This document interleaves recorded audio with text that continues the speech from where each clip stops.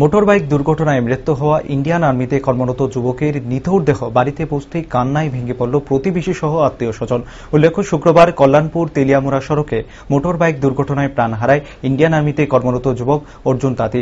বাড়ি কল্যাণপুর থানার অন্তর্গত বাগান বাজারে। শনিবার তেলিয়ামুড়া হাসপাতাল থেকে ময়নাতদন্তের পর পরিবারের হাতে তুলে দেওয়া হয় নিহত যুবকের দেহ। বেলা 12টা নাগাদ অর্জুন তাঁতির দেহ বাড়িতে পৌঁছতেই কান্নায় ভেঙে পড়ে আত্মীয় স্বজন। জানা গেছে, বর্তমানে ওনার 6 মাসের গর্ভবতী স্ত্রী রয়েছে। খবর পেয়ে বাড়িতে ছুটে আসেন কল্যাণপুরের বিধায়ক পিনাকি দাস চৌধুরী।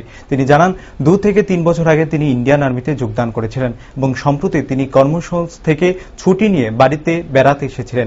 সব মিলিয়ে যুবকের এই অস্বাভাবিক মৃত্যুতে গোটা এলাকায় শোকের ছায়া নেমে এসেছে। দুঃখজনক ঘটনা, আমরা মর্মাহত। আমাদের আরসিঘাট বিধানসভার দারিকাপুর গাঁওসভার চা বাগান এলাকার অর্জুন তাঁতি, উনি আর্মিতে কর্মরত ছিলেন এবং একমাত্র সন্তান। গত 2-3 দিন আগে বাড়িতে ছুটিতে এসেছে। কালকে আকস্মিকভাবে বাইক দুর্ঘটনায় নিহত হয় এবং এলাকায় শোকের ছায়া নেমে আসে।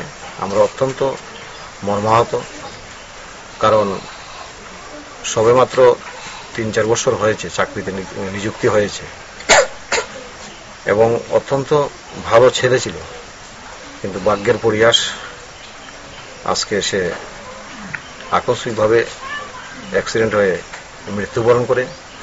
এবং আমি আমার পক্ষ থেকে গভীর শোক প্রকাশ করছি এবং সমবেদনা জ্ঞাপন করছি। আসলে কথা বলার মতো এলাকার কারোর এই পরিস্থিতি নেই। যে একটা ঘটনা ঘটেছে, এটা বলার বা ভোলার মতো নয়। আমরা অত্যন্ত দুঃখিত এবং পরিবারের প্রতি সমবেদনা জ্ঞাপন করছি।